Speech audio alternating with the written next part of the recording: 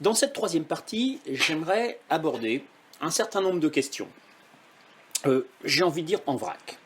Des questions qui ont été évoquées au fur et à mesure de la première et de la deuxième partie, ce que j'ai envie d'appeler des idées forces pour continuer. En fait, on a repéré un certain nombre de problèmes, un certain nombre de questions, un certain nombre d'alternatives qui sont des questions qui se posent aux enseignants. Alors, certaines sont plutôt pédagogiques, d'autres sont plutôt didactiques, et ces questions, je crois qu'il faut les avoir à l'esprit si on veut avoir un peu de recul sur ce qu'on fait quand on entend réaliser une transposition didactique efficace. La première question, c'est celle de la dialectique entre le simple et le complexe. Il faut faire très attention quand on travaille sur le simple et le complexe à ne pas se laisser abuser par une interprétation un peu rapide d'une formule bien connue qui se trouve dans le discours de la méthode de Descartes. Descartes nous dit qu'il faut conduire par ordre ses pensées, en commençant par les objets les plus simples et les plus aisés à connaître, pour monter peu à peu, comme par degrés, jusqu'à la connaissance des plus composés. Fort bien, on commence par ce qui est simple, ça paraît assez logique, et on progresse jusqu'au plus composé, donc au plus complexe. Or, si on y réfléchit un petit peu, ce précepte, qui est un guide pour la réflexion personnelle, n'est pas forcément un principe pédagogique très efficace. Parce que les objets les plus simples ne sont pas les plus aisés à connaître. En fait, ce qui est aisé à connaître, c'est ce qui nous est familier, ce qui est proche de nos habitudes, de nos représentations, ce qui peut entrer en contradiction, enfin en interaction, en tout cas pas forcément en contradiction, mais en interaction avec ce que l'on sait déjà, ce qui est accessible. Et Vygotsky a un mot pour cela, il parle de la zone proximale de développement. En pédagogie, c'est un principe de base, il faut rester dans la zone proximale de développement des élèves, c'est-à-dire dans ce qui leur est familier, ce qui leur est accessible, et ce qu'ils peuvent comprendre immédiatement. Alors pourquoi ce qui est simple ne serait pas dans la zone proximale de développement? Parce qu'en fait, ce qui est dans la zone proximale de développement, ce sont les objets qui nous entourent, ce qui nous est familier, les objets du quotidien. Or, si l'on regarde bien, les objets du quotidien, les réalités quotidiennes, elles sont d'une très grande complexité. Je ne dis pas forcément qu'on les comprend en totalité, mais au moins elles nous sont familières. Or, elles sont d'une très grande complexité. Il n'y a rien de simple autour de nous. En fait, le concret est complexe. Ce qui est simple, c'est pas ce qui est concret. Ce qui est simple, au contraire, c'est ce qui est abstrait. Ce sont les concepts. Et quand on passe du complexe au simple, on progresse, on avance, on entre dans l'abstraction. Plus on avance dans l'abstraction, plus on avance vers le concept, et plus les choses sont simples. Une réalité à laquelle on est confronté sera en général très complexe parce qu'elle soulève de multiples enjeux, de multiples problèmes, et c'est une fois qu'on en aura dégagé un certain nombre d'éléments, qu'on aura distinguer les différents facteurs qui interviennent sur cette réalité, on pourra distinguer certains concepts, plusieurs concepts qui, eux, sont simples, justement. Or, il n'est pas du tout naturel pour un élève, pour un jeune, et même pour quelques personnes que ce soit, de penser spontanément en termes de concepts, en termes d'abstraction. On a tendance à rester, comme on dit souvent, au ras des pâquerettes, au niveau des réalités concrètes et prosaïques, immédiates, celles qui nous sont facilement accessibles et qu'on a l'habitude de voir.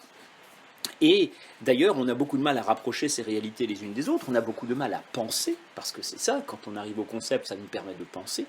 On a beaucoup de mal à penser parce que chaque objet, chaque réalité qui nous environne, on a tendance à s'arrêter à son irréductible complexité. Et justement, le travail de la pensée, c'est d'abord, avant de relier les choses, c'est d'abord d'être capable de passer à un niveau supérieur d'abstraction et de passer au niveau du concept. Et une fois qu'on a un concept, c'est un outil, c'est une clé qui nous permet d'aborder d'autres situations et d'autres réalités que l'on peut interpréter grâce à cet outil. Mais il faut en passer justement par cette étape de l'accès à l'abstraction. Et donc ça ne va nullement de soi. Par conséquent, si vous commencez par le simple, eh bien vous risquez d'être confronté à une incompréhension parce que vous abordez des choses qui sont trop difficiles et trop étrangères aux habitudes de votre public. Alors, ça c'est la première question que je voulais aborder, la première mise au point. La deuxième mise au point, elle est reliée à celle-là. C'est celle de la dialectique entre l'idée et l'exemple. On sait que le rôle de l'exemple, c'est justement d'illustrer des idées, d'illustrer, de corroborer, d'étayer, de confirmer des idées. Là-dessus, on est d'accord. Sauf qu'il y a deux façons d'articuler l'idée et l'exemple. Il y a la logique déductive. La déduction, c'est énoncer l'idée d'abord, et ensuite l'illustrer par l'exemple. L'exemple se déduit de l'idée. On a énoncé l'idée, donc le concept par exemple, et ensuite on choisira un exemple qui vient étayer et confirmer cette idée. Et puis il y a la démarche inverse, qui est l'induction, la logique inductive. La logique inductive consiste à partir des exemples, et en rapprochant les exemples, on prend conscience de ce qu'ils ont en commun, de ce qui peut les organiser, et c'est comme ça que l'on dégage une idée. Donc l'idée procède du rapprochement des exemples, alors que dans la logique déductive, l'idée est énoncée au préalable.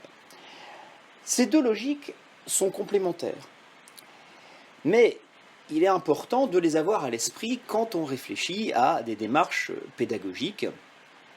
On ne procédera pas de la même façon selon qu'on est dans une logique inductive ou dans une logique déductive. Et je pense que vous avez vu dans les séquences que j'ai présentées en deuxième partie que la tendance, elle est quand même beaucoup à privilégier la logique inductive. Parce que on aime bien partir des études de cas. Alors justement, les études de cas, qu'est-ce que c'est ? Est-ce que ce sont des exemples qui sont là pour illustrer des idées ? Oui, d'une certaine façon. Mais une étude de cas, c'est pas seulement un exemple. La fonction de l'étude de cas n'est pas seulement d'illustrer une idée. L'étude de cas dépasse la seule fonction d'illustration. L'étude de cas, en fait, elle vaut par sa complexité. Et on rejoint ce que je disais tout à l'heure de la dialectique du simple et du complexe. L'étude de cas, elle vaut par sa complexité. Une étude de cas est beaucoup plus qu'un exemple qui illustre une idée. Il y a beaucoup plus de choses dans une étude de cas que simplement la capacité à illustrer une idée. Donc l'étude de cas permet d'accéder à une idée. On part d'une étude de cas par exemple, et par induction, on dégagera une idée. Mais en fait, on a soulevé beaucoup plus de choses dans cette étude de cas. Et l'étude de cas, certes, elle illustre une idée simple, mais pas seulement. De même, si vous partez d'une étude de cas, il ne faut pas s'arrêter simplement à ce cas-là. On pourrait se dire, ah bon, bah voilà, on étudie l'étude de cas, et d'ailleurs c'est assez difficile de rapprocher des cas, parce que tous les cas sont différents, ils ont tous leurs particularités, justement du fait de leur irréductible complexité. Donc voilà, on en reste à énumérer des cas, on ne fait que des monographies, d'une certaine façon. Ce problème-là, si on procède de cette façon, eh bien on en reste au constat. On constate, voilà, c'est comme ça, et on n'accède pas justement à un niveau de généralité et d'abstraction supérieur. On n'accède pas à l'idée. Passer du cas à l'idée, passer à un niveau de généralité et d'abstraction supérieure, c'est ce qu'on appelle l'inférence. on infère une idée à partir du cas, eh bien, alors on pourra dire, il y a plusieurs types d'inférences, hein, mais l'une des inférences les plus fréquentes, c'est la généralisation. On généralise, et l'idée que l'on a dégagée de l'étude de cas, elle vaut pour tous les cas. L'inférence, elle est indispensable, sinon on en reste au simple constat, et on n'accède pas à l'abstraction. En fait, l'inférence, c'est un peu la réponse à la question « et alors ?» C'est une question qu'on se retrouve à poser très souvent aux élèves, parce qu'on leur demande de présenter, par exemple des idées qu'ils ont trouvées dans un document, ils se contentent de répéter ce qu'il y a dans le document, et en cela ils n'ont pas tort, ça prouve qu'ils ont compris le document, mais on leur demande « bon ben voilà, mais et alors ?» Bon, et alors ah ben et alors et c'est là qu'ils se rendent compte qu'il faut faire dire autre chose que la simple répétition des faits, et qu'il faut accéder au concept et à l'idée.